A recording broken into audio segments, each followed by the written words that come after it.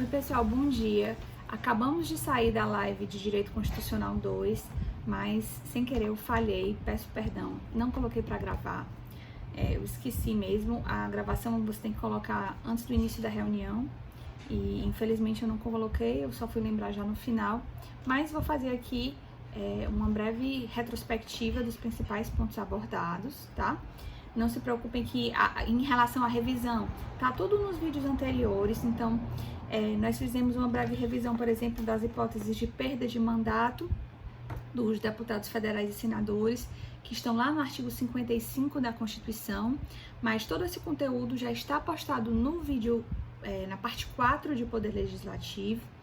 Então, tem explicando de forma detalhada as hipóteses de perda de mandato, quando a perda de mandato vai ser por votação da respectiva casa, por maioria absoluta dos votos dos membros, e quando vai ser por apenas decreto pela mesa, né? Não vai precisar da votação da respectiva casa. Então, nós vimos também pontos importantes, né? Que você deve lembrar, que foram ressaltados nessa aula ao vivo. Em relação à renúncia, né? Imagine que um deputado federal ou senador esteja passando por um processo de cassação de mandato, por exemplo, de votação da respectiva casa, e ele resolva renunciar antes do fim do processo, né? Antes de sair realmente a sua cassação. Como é que a renúncia se opera nesse caso? Aí se aplica o artigo 55, parágrafo 4º da Constituição, que vai dizer o seguinte: a renúncia antes do fim do processo de cassação de mandato vai ficar suspensa, ela não vai produzir efeitos, de modo que é preciso esperar para ver como é que esse processo vai se desenrolar. Então, o que é que a Constituição está dizendo? Se no fim do processo, aquele deputado federal ou senador for cassado pela maioria absoluta dos votos da respectiva casa, vai valer a cassação e não a renúncia.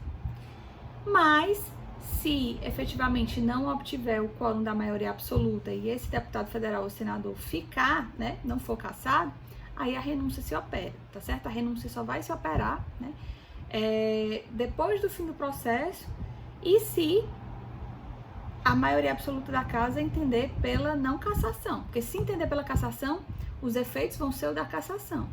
Se a casa entender que é para ele ficar, ou seja, não obtiver a maioria absoluta dos votos necessários para cassar, aí a renúncia se opera, tá certo? Aí, gente, é para evitar que o deputado federal ou senador renuncie, né, e evite os efeitos da cassação. Por quê? Porque a cassação de mandato, gente, ela digamos assim, ela é mais danosa para carreira política daquele deputado federal ou senador. É melhor que ele saia por renúncia do que ele sair por efetivamente uma cassação pela respectiva casa, né, que é um processo que efetivamente foi comprovado que ele fez algo contra o artigo 55 da Constituição, né? Então, por isso que o artigo 55, parágrafo 4º, determina que a renúncia fica suspensa até o fim do processo, né? E vai depender do resultado dessa votação da respectiva casa. Se for no sentido de cassar, vai valer a cassação. Se a casa entender no sentido de permanecer o mandato, aí a renúncia vai se operar, tá certo? Outro ponto importante, o que foi falado no vídeo 4 sobre perda de mandato, sobre incompatibilidades, elas também se aplicam aos deputados estaduais e aos vereadores, tá certo? Se aplica aqui o princípio da simetria. Então, os vereadores e deputados estaduais também têm as mesmas hipóteses de incompatibilidade e também têm as mesmas hipóteses de perda de mandato, tá certo? Um outro ponto importante que foi tratado na live sobre o artigo 56 da Constituição, que estabelece o seguinte: um deputado federal ou senador, ele pode assumir um cargo, por exemplo, de ministro de Estado ou de secretário de Estado no governo federal. Como é que é isso? Ele é deputado federal ou senador, mas ele foi chamado para assumir um ministério. Lembra que o presidente da República, ele atua juntamente com seus ministros, né?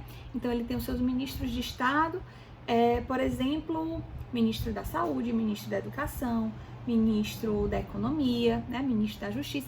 Esses ministros que compõem as pastas ministeriais do governo federal, muitas vezes o presidente da República, até por uma questão de firmar alianças políticas, ele chama deputados federais ou senadores para assumirem esses cargos, né? O que é que normalmente acontece, que não está se verificando nesse governo atual, mas normalmente o presidente da República, por exemplo, que é do partido X, ele chama para as pastas de ministérios deputados federais ou senadores de outros partidos, certo? Para quê? Para firmar alianças políticas, para ele conseguir, o presidente da República, ter apoio de outros partidos, para ele conseguir a sua governabilidade, para ele conseguir que as suas políticas públicas, que as suas ações, que as suas medidas sejam aprovadas. O presidente da República, ele não atua sozinho, ele precisa do apoio do Congresso Nacional, ele precisa do apoio de outros partidos políticos, né? Ou ele não vai conseguir a tal da governabilidade, né? Que é a capacidade para aprovar as suas ações, para aprovar as suas medidas, né? O presidente da República, então, costumeiramente, faz uso dessa possibilidade de chamar deputados federais ou senadores para assumirem ministérios, a fim de conseguir um apoio, né, uma coalizão dentro do seu governo. Isso pode acontecer? Pode. O deputado federal ou senador pode assumir um cargo de ministro, mas ele vai acumular as remunerações? Não. A Constituição diz que ele vai poder optar ou pela remuneração de ministro de Estado ou pela remuneração de deputado federal ou senador, tá certo? Aí ele fica assumindo como ministro de Estado, mas ele não perde a vaga dele lá como deputado federal ou senador. Na hora que ele quiser, ou, por exemplo, se o presidente da República demitir esse ministro de Estado, porque nós já vimos que esses cargos de ministro de Estado são de livre nomeação e exoneração do presidente, né? Veja o ministro da Saúde, que saiu recentemente. Então, o deputado federal ou senador que foi chamado para esse cargo de ministro de Estado, uma vez saindo do ministério, pode voltar ao seu cargo de deputado federal ou senador sem problemas, tá certo? Aí, enquanto ele for ministro, o suplente dele tá assumindo no lugar dele como deputado federal ou senador, tá certo? Também mesma coisa para secretários de Estado, né, no âmbito estadual. Se um deputado foi chamado para ser um secretário de Estado, secretário de Segurança, secretário de Saúde, secretário de Educação, do mesmo modo, ele vai poder assumir a secretaria sem perder exatamente o cargo dele como deputado. Saindo efetivamente do cargo de secretário, ele pode voltar ao cargo de deputado, ele não vai poder acumular as duas remunerações, ele vai poder escolher se continua, com a de deputado, ou se ele vai, né, para receber como secretário de Estado. O artigo 56 também estipula que o deputado federal ou senador pode ser licenciado por até 120 dias por motivo pessoal, para tratamento de doença ou um outro motivo particular, e essa licença vai ser não remunerada, tá certo? E se for de até 120 dias, ele não vai perder o mandato. Agora, se for superior a 120 dias, ele vai precisar renunciar, certo? Essas hipóteses do artigo 56 também se aplicam, né, a deputados estaduais e a vereadores, tá? E uma outra questão importante que nós tratamos foi sobre as eleições pelo sistema proporcional de eleições, né? Porque isso foi a partir das perguntas que foram feitas pelos alunos. O sistema proporcional de eleições é aquele em que as vagas na Câmara dos Deputados, também isso se aplica a deputados federais, deputados estaduais e vereadores, tá certo? Em que as vagas dentro da Câmara dos Deputados, na Assembleia Legislativa Estadual e na Câmara dos Vereadores, elas vão ser ocupadas de acordo com o número de votos que o partido obteve e não de acordo com o número de votos que o candidato em si teve. No sistema proporcional, é mais importante o número de votos que o partido conseguiu do que o número de votos que o candidato em si conseguiu. Isso é diferente do sistema majoritário, em que quem tem mais voto ganha, né? O voto é do candidato e aquele que tiver mais voto conseguiu ganhar. Aqui não. No sistema proporcional, vai prevalecer o número de votos que o partido obteve no total. Então, se o partido obteve muitos votos, esse partido vai conseguir muitas vagas na Câmara dos Deputados, por exemplo. Agora, se o partido obteve poucos votos no total, vai ser um partido que vai conseguir menos cadeiras ou às vezes não vai conseguir nenhuma cadeira, tá certo? É por isso que às vezes os partidos políticos fazem uso de pessoas famosas. Por exemplo, bota o Wesley Safadão, bota o Tiririca, né, para ser um candidato. Qual é o interesse do partido político em colocar o Tiririca ou colocar, por exemplo, o Wesley Safadão? O Wesley Safadão não foi não, tá? Candidato, tô só dando exemplo. Qual seria o interesse do partido político em fazer isso? Porque é um candidato que, por ser famoso, ele atrai muitos votos, né? Consequentemente, o partido político dele vai ter muito voto. Como o partido político vai ter muito voto, ele vai conseguir colocar mais candidatos para dentro, tá certo? Ao contrário de partidos políticos que têm poucos votos, que às vezes ou não consegue colocar ninguém ou consegue colocar poucas vagas, que é normalmente o caso do PSOL nas eleições aqui em Fortaleza ou nas eleições aqui no Ceará. Eu vou deixar disponibilizado um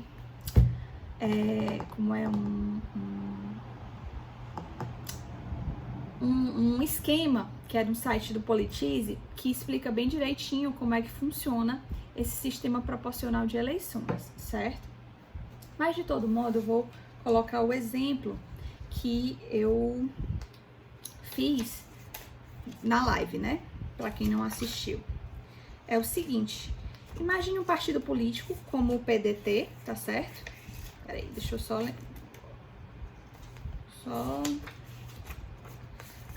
botar aqui na página em que eu fiz o exemplo. Só um minuto. Ah, tá aqui, gente, desculpa. Imagine o PDT. E imagine que o PDT tenha colocado 3 candidatos, né, para as eleições. Um conseguiu 10 mil votos, o outro conseguiu 8 mil votos e o outro conseguiu 2 mil votos. O PDT teve, no final, 20 mil votos. Imagine um outro partido político, PSL, por exemplo. Imagine que ele tenha conseguido 8 mil votos, um candidato, outro candidato 5 mil votos, outro candidato 4 mil votos. Então, o PSL conseguiu 17 mil votos no total, né? Um com 8, um com 5, um com 4. 17 mil votos. Imagine outro partido, PSDB, que tenha colocado o Wesley Safadão para ser candidato. O Wesley Safadão sozinho levou 45 mil votos para o partido. Aí, outro candidato conseguiu, vamos supor, 5 mil votos e o outro conseguiu também... E o outro conseguiu 4 mil votos, certo? No total, o PSDB conseguiu 54 mil votos, né? Um de 45 mil, que foi o Wesley Safadão, um com 5 mil e um outro com 4 mil. E aí o PSDB teve 54 mil votos. Pronto. Aí, gente, a Justiça Eleitoral, depois que acaba as eleições, vai fazer um cálculo, tá? O resultado desse cálculo se chama o coeficiente eleitoral. Esse coeficiente eleitoral, ele vai estabelecer quantos votos o partido precisa ter para conseguir cadeiras dentro da Câmara dos Deputados. Isso vale também para a Assembleia Legislativa Estadual e para a Câmara dos Vereadores. Esse cálculo que é feito pela Justiça Eleitoral, essa fórmula que é aplicada, leva em consideração o número de candidatos que havia nessas eleições e o número de votos válidos que aquele estado conseguiu obter, né? O número de votos válidos dos eleitores daquele estado. Então, gente, é um cálculo que varia de estado para estado, de município para município. É um cálculo também que varia de eleição para eleição. Esse resultado desse coeficiente eleitoral só sai depois que as eleições acabam. No domingo, quando acabou, todo mundo votou, aí é que eles vão calcular esse coeficiente eleitoral, tanto que o resultado das eleições para deputado federal, deputado estadual e vereador só sai no dia seguinte, não sai no mesmo dia. Por quê? Porque depois que acaba é que eles vão obter esse dado do coeficiente eleitoral e vão saber quantos votos cada partido precisa ter para colocar alguém para dentro, né? Para colocar um candidato para dentro. Pronto. Vamos supor, nesse exemplo que eu tô dando, tá certo? Que é um exemplo aleatório, tá? Que o coeficiente eleitoral tenha dado 18 mil, certo? Então, o que é que eu quero dizer com isso? Quer dizer que a cada 18 mil votos, um partido coloca alguém para dentro, certo? Então, vamos recapitulando aqui para o exemplo que eu dei. O PDT conseguiu 20 mil votos no total. E eu falei que a cada 18 mil, o PDT, ou o partido, coloca alguém para dentro.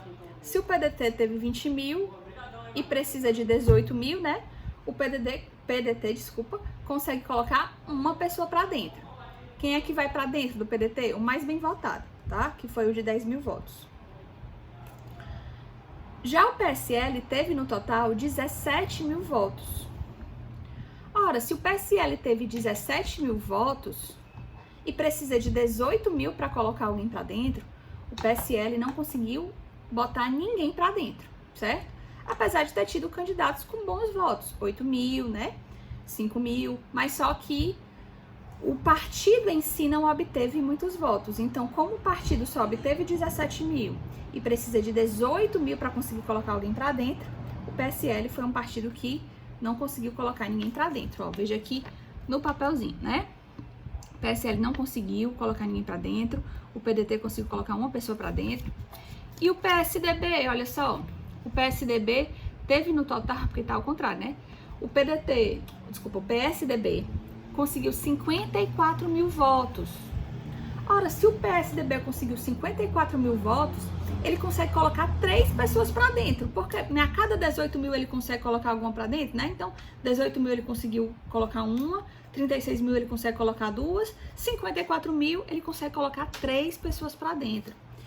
Quem são as 3 pessoas? Ó, um que obteve 45 mil votos, que foi o Wesley Safadão, o outro candidato com 5 mil votos e o outro candidato com 4 mil votos. Do total, o PSDB conseguiu levar 3 para dentro. Ou seja, 3 candidatos eleitos pelo PSDB. Veja que teve um candidato do PSDB que com 4 mil votos conseguiu entrar. E o do PSL, ou mesmo um do PDT que teve 8 mil votos, não conseguiu entrar. Então tem isso, às vezes, de um candidato não ter conseguido muitos votos, ele consegue entrar porque o partido dele no total teve muitos votos, embora ele não tenha conseguido muitos votos pessoalmente falando, tá? Então esse é um exemplo que mostra que um candidato com 4 mil votos conseguiu entrar, porque ele fazia parte do PSDB, um partido de muitos votos, mas um candidato que foi até bem votado, com 8 mil, né? No exemplo aqui do PDT, do PSL, com 8 mil votos, mas não conseguiu entrar, por quê? Porque o partido em si não teve muitos votos no total, tá certo? Eu não sei se ficou claro esse exemplo, né? O ideal era que eu tivesse com a lousa fazendo o desenhozinho, mas espero que tenha ficado compreendido. De todo modo, eu vou disponibilizar um esquemazinho que mostra bem direitinho esse esquema das eleições proporcionais. Também falamos sobre o impeachment, né, do presidente da República, sobre as hipóteses de os crimes de responsabilidade estão lá estabelecidos no artigo 85 da Constituição. Fizeram uma pergunta sobre juízo de admissibilidade, né? O que é que acontece se a Câmara dos Deputados não aprovar o juízo de admissibilidade, né? O juízo de admissibilidade precisa do voto da maioria de 2/3 da Câmara dos Deputados. Isso dá 342 deputados federais, né? Considerando o total de 513, 2/3 de 513 dá 342. Então, o que é que acontece se na hora do juízo de admissibilidade a Câmara dos Deputados não obtiver esses 342 votos?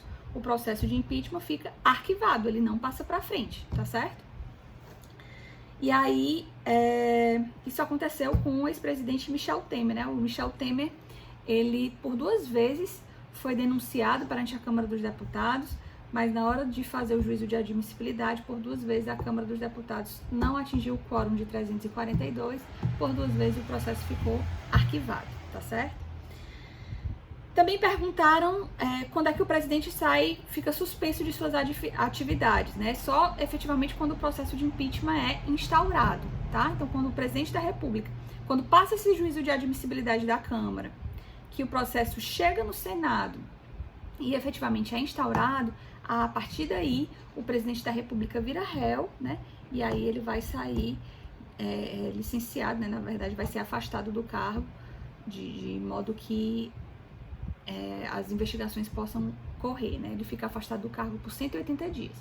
Passados 180 dias e o processo de impeachment ainda não foi concluído, ele volta ao cargo dele de presidente da República normalmente, né? Sem prejuízo da continuação do processo. Também perguntaram se o presidente da República, o Bolsonaro, ele pode sofrer ainda crime de responsabilidade, né? Pode ser cassado por crime de responsabilidade ainda esse ano. Sim, ainda pode, tá? Assim, por exemplo, o processo da Dilma, ele começou em março, terminou em agosto, não necessariamente é um processo que vai demorar o ano inteiro, então ainda é possível que esse ano aconteça, né? Só respondendo a pergunta de uma aluna que foi feita durante a live. O que mais? Nós falamos também das diferenças entre as imunidades dos parlamentares, né? As imunidades para o Poder Legislativo, que são diferentes das imunidades do Poder Executivo, então é importante que você veja essas diferenças que estão nos vídeos anteriores sobre Poder Legislativo e Poder Executivo. E no mais, durante a live eu fui respondendo algumas dúvidas que giraram em torno desse assunto que eu tô tratando aqui para vocês, né? Qualquer dúvida que vocês tenham, vocês podem mandar torpedo, tá? Ou também via Instagram, tô à disposição, tá certo, gente? Bom dia!